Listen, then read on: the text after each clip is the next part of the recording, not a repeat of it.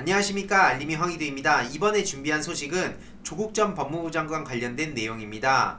아무래도 요즘 좀 안 좋은 소식들도 많고 또 막말 그런 의혹 제기를 가장해서 막 모욕 주고 이런 걸 보면서 답답한 분들이 많으셨을 텐데요.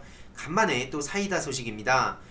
조국 전 장관이 우종창 전 기자, 지금 구속돼 있는 그 사람에 이어서 채널A 가짜뉴스를 지금 고소했다고 하는데요. 게다가 또 최근에 따님 성적으로 모욕했던 일베 회원들도 검찰에 송치됐다는 소식이 또 전해진 바가 있었죠. 여기에 덧붙여서 저도 오늘 오전에 용산경찰서에 그 일베 악플러들 본보기로 2명을 고소를 하고 왔는데 그 소식까지 간략하게 전해드리도록 하겠습니다. 채널A의 작년 11월 29일 이런 보도가 나왔습니다. 단독이라면서 조국, 송철호, 선거지 울산 사찰 함께 방문, 이런 내용이었는데요. 채널A가 저렇게 허위 내용을 보도했다고 합니다. 그래서 조영민 기자를 허위사실적시 명예훼손으로 고소를 한 건데요. 저 내용들을 요약해보면 울산에 지금 조국 전 장관이 가서 송철호 울산시장 후보를 만났고 또 그 후보 및 일행들과 함께 울산의 한 사찰을 방문해서 사찰 방문 자리에서 큰 스님에게 송철호 후보에 대한 지지를 부탁했다는 내용이고 전부 다 허위라는 겁니다. 송철호 울산시장도 언론을 통해서 그런 바가 없다고 밝혔는데 조영민 기자는 어떠한 팩트체크도 없었고 심지어 12월 13일에 언론중재위에 위 보도의 정정보도를 청구했지만 채널A는 거부했고 여기에 형사처벌을 구한 것이라고 합니다. 이번 고소는 우종창 전 기자에 대한 형사고소에 이어서 두 번째 형사처벌 요청이라고 하는데요. 여태까지 차마 말로도 다 표현할 수 없을 수많은 허위 과장 보도가 있었지만 특히 이 두 가지 허위 주장은 조국 전 장관 개인의 명예를 훼손하였음은 물론 민정수석으로서의 업무에 대한 중대한 공격이므로 형사처벌을 구한 것이라고 밝혔습니다. 추후에 이 두 사람에 대해선 손해배상 소송도 병행할 것으로 밝혔는데요. 바로 이 사람이 조영민 채널A 정치부 기자라고 합니다. 게다가 채널A 조영민 기자에 이어 TV조선 정민진 기자까지도 똑같이 고소를 했다고 합니다. 이 사람이 지금 또 허위사실을 유포한 정민진 기자고요. 보배드림에서 이렇게 조국 전 장관 관련돼서 엄청난 자료들을 정말 많이 제보를 했다고 하는데요. 순차적으로 이렇게 고소에 들어가지 않을까 싶습니다. 미국 같은 경우에는 8,900억 원의 손해배상 청구를 한다고 하는데 우리나라도 징벌적 손해배상제의 도입이 정말 시급하다고 생각합니다. 저렇게 미국만큼은 안 되더라도 10분의 1만 되더라도 지금 대부분의 가짜뉴스는 없어질 거라고 확신합니다.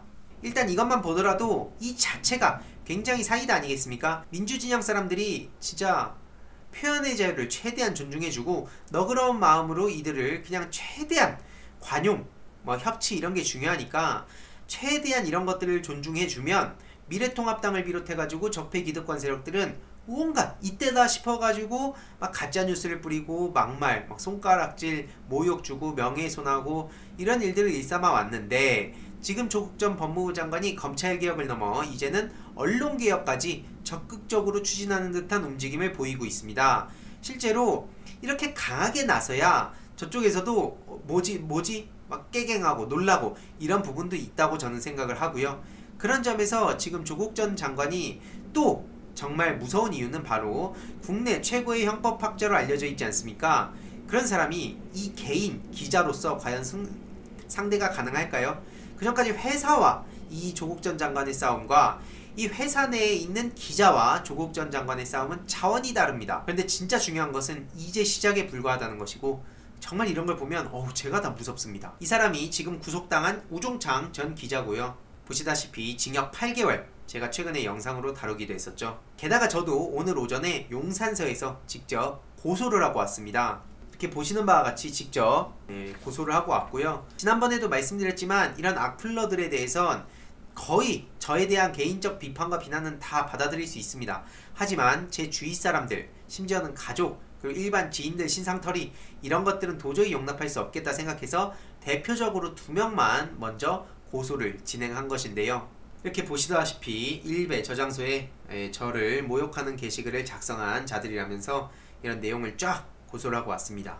물론 모든 유저들을 한 번에 고소할 수 있겠죠. 그럼 저도 편하겠지만 일베 악플러들을 한 번에 몰아가지고 고소를 한다 그러면 그 순간은 겁을 먹겠지만 거기에 내가 혹여나 해당이 안 됐다 싶으면 또 눈치도 안 보고 살살 기어 나와가지고 신나게 돌아다닐 게 뻔히 보입니다. 그래서 저는 차근차근 심리적으로 압박을 주려고 생각 중이고요. 이번이 끝이 아닌 시작이라고 말씀을 드리는 것이고 절대 선처도 없다고 말씀을 드리고 있습니다.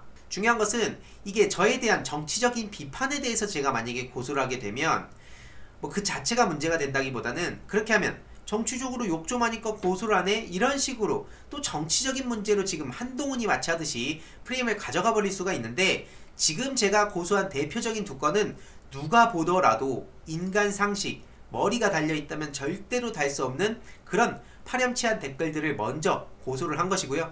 차근차근 게시글, 댓글 이미 이 소식이 알려진 후에 막 글 삭제하고 댓글 삭제하고 이런 것도 보이는데 자료는 충분히 다 모아놨습니다. 차근차근 시기적절하게 분위기 봐가면서 적절하게 이렇게 고소를 할 건데요. 그렇게 하면 본인이 저에 대한 악플 혹은 제 주변인이나 저희 부모님한테 입에 담을 수도 없는 소리 한 사람 입장에서 어떻겠습니까? 이번에 나한테 했을까? 그러니까 한마디로 고소를 직접 당한 후에는 차라리 마음이 편할 겁니다. 그냥 세게 나오든가 아니면 인터넷에서 센 척하고 벌벌 뒤에선 떨든가 아니면 뭐 어떻게 대처를 해야겠다라고 막 머리를 굴리던가 뭔 수를 쓸 텐데 이게 고소를 당하기 전까지는 조마조마한 게 그 사람의 심리라고 생각해서 저도 이제 그 스타크래프트 프로게이머 시절에 게임하듯이 심리적으로 그리고 완벽한 승리를 위해서 차근차근 단계를 밟아가고 그거에 맞춰서 진행할 것이란 걸 말씀드리고 싶습니다. 그러니까 대표적으로 2명만 했다고 막 답답하다 나머지도 다 해야 되는데 왜 안 하냐 이런 식으로 생각하시는 분들을 위해서 이렇게 설명을 드린 것이고요. 특히 이 김용민 평화나무 이사장님의 페이스북을 또 가져와 봤는데 조국 전 장관에 대해서 멋대로 기사 쓴 기자들 큰일 났다는 겁니다. 조국 전 장관은 제가 앞서 말씀드렸듯이 대한민국의 대표적인 형법학자죠. 백발백중 유죄일 것이고요. 게다가 조국 전 장관이 제가 앞서 말씀드렸듯이 회사가 아니라 기자 개인한테 고소를 한다면 그 기자는 큰일 났다는 겁니다. 회사가 도와줄 길도 없고 도와주는 순간 배임이 돼버리는 거죠. 아니 뭐 예를 들어서 기사 쓰라고 해서 썼고 그렇게 출고한 책임이 회사에 있는데 라고 하면 그 기자가 나중에 회사를 상대로 민사소송을 제기할 수는 있지만 과연 그렇게 할 수 있겠습니까? 그런 배포가 큰 언론사는 대한민국에 현존하지 않는다고 저렇게 뼈를 때리고 있고요. 결국엔 그 기자 개인이 몽땅 책임을 져야 한다는 소리입니다. 그리고 이런 상황에 조국 전 장관이 야비하다 이런 말도 못하는 게요. 그 방법을 알려준 게 KBS 기자 개인을 고소한 한동훈이거든요. 한동훈 검사를 탓하라는 겁니다. 일단 이 내용을 보고 저도 격하게 공감이 갔고요.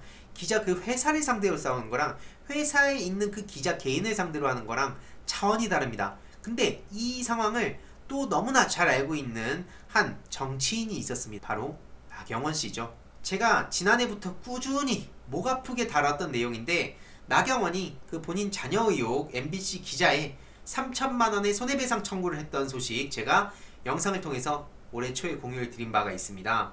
게다가 또 뉴스타파 그 대표와 황일송 기자를 상대로 각각 3천만 원의 소송을 걸어서 이 내용도 제가 다룬 바가 있었는데요. 이렇게 나경원 전 원내대표는 지금 뭐 서울시장을 준비하고 있다고는 하는데 아무튼 고발 12차례나 당해가지고 이걸 윤석열 검찰청장이 전혀 수사도 제대로 안하고 계속 덮어주고 있지 않았습니까? 이런 상황에 선거 기간에도 계속 안진걸 수장님이나 저나 뭐 이런 사람들이 계속 가짜뉴스를 뿌린다 그러면서 오히려 동작구 주민들한테 가짜뉴스를 본인이 뿌리기도 했었고요. 정작 본인의 저런 수많은 의혹과 일부 드러난 그런 여러가지 문제에 대해서도 전혀 반성은커녕 가짜뉴스로 오히려 저와 안진걸 수장님 같은 사람들을 깎아내리고 비난하고 가짜뉴스로 우리를 공격했던 그런 기억이 생생합니다. 이런 상황에 안진걸 소장님한테까지도 3,100만원의 민사소송을 걸었다는 소식 제가 최근에 전해드렸었죠. 결국엔 지금 조국 전 장관한테 이런 걸 가지고 야비하다 뭐다 비난할 거면 그 시간에 가서 나경원씨, 한동훈 검사 이런 사람들한테 뭐라고 한번 해보세요. 제 영상에서도 계속 편파적이다, 왜 민주진영 얘기만 다루냐 이런 식으로 막 그 공정하지 못하다고 댓글 다는 사람들이 있는데요. 일베 10년 넘게 일베가 그렇게 터무니없는 소리 하는 거에 대해선 비판한 적 있습니까? 정작 중립을 지켜야 할 의무가 있는 언론사에다간 찍소리도 못하고 굳이 그럴 의무도 없는 개인 1인 채널에 와가지고 저렇게 얘기하는 거 보면 제가 오히려 안타깝다는 생각이 들 정도입니다. 아무튼 지금 저렇게 댓글 다는 것 또한 잘 차곡차곡 제가 모아두고 있고요. 이렇게 뭐 알림이 황희두 이러면서 뭐 막 신나게 아주 저렇게 이 댓글 달고 있는데, 당연히 저렇게 표현의 자유의 혜택을 누리고 싶다면 그거에 따르는 책임까지도 본인이 져야 한다는 거를 톡톡히 알게끔 인식시켜주는 게 가장 중요하다고 생각합니다. 아무튼 오늘의 결론, 지금 조국 전 장관 언론개혁의 칼 제대로 뽑아들었다.